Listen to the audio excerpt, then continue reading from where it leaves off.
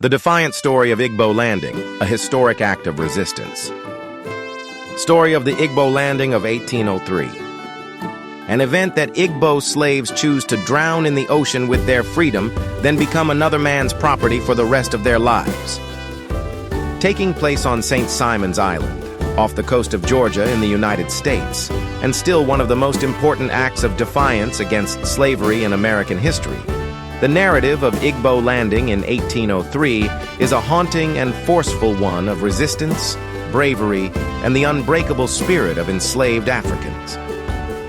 In May 1803, a group of Igbo, or Igbo people from what is now southeastern Nigeria, were captured and forced onto a small schooner called the Wanderer after enduring the brutal Middle Passage across the Atlantic. These individuals, estimated to be around 75 in number, had been sold into slavery and were being transported along the coast from Savannah, Georgia, to their final destination on plantations owned by men like John Cooper and Thomas Spaulding. The Igbo prisoners, under the direction of a man thought to be a chieftain or leader among them, grabbed a chance as the ship negotiated the coastal rivers near Dunbar Creek on St. Simon's Island. Rising against a life of slavery, they planned a revolt. They took over the ship, killed a few of the enslavers, and outperformed the crew.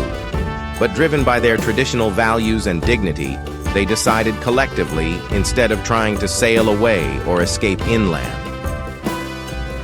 Oral histories handed down through the years, especially among the local Gullah-Geechee community, descendants of enslaved Africans in the coastal southeast, claimed that the Igbo decided to go into the water. Marching into Dunbar Creek, they sang songs in their native tongue, purposefully drowning themselves in protest.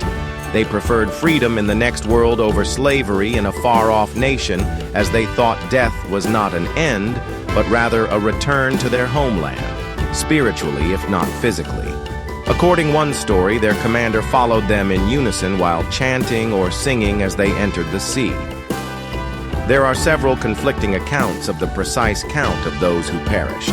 Some believe 10 to 13 bodies were found, while others speculate many more sank into the creek or were washed away by the tides. The event profoundly affected the collective memory of the enslaved people and their offspring. Originally called Igbo Landing, sometimes written Igbo Landing in local dialect, the place came to represent resistance and a monument to the Igbo people's will to not be broken. Although other enslaved Africans throughout the Americas also chose death over slavery, historians point out that this was not an isolated event. That is, that Igbo Landing stands apart for its scope and legacy. Oral history helped to sustain the narrative. Elders passed it on to new generations, and it has subsequently been researched as a great model of cultural resilience. The Gullah-Geechee people still respect the spot. It is thought that the Igbo spirits linger there, and their singing can be heard sometimes on the breeze. Though no official monument points to the precise location, Igbo Landing is today acknowledged as a historical and cultural site. It reminds us of the human cost of slavery, as well as the incredible distances people would go to recover their freedom. Keeping the memory of those courageous people alive more than 2 centuries later, the incident has also motivated music, literature, and art.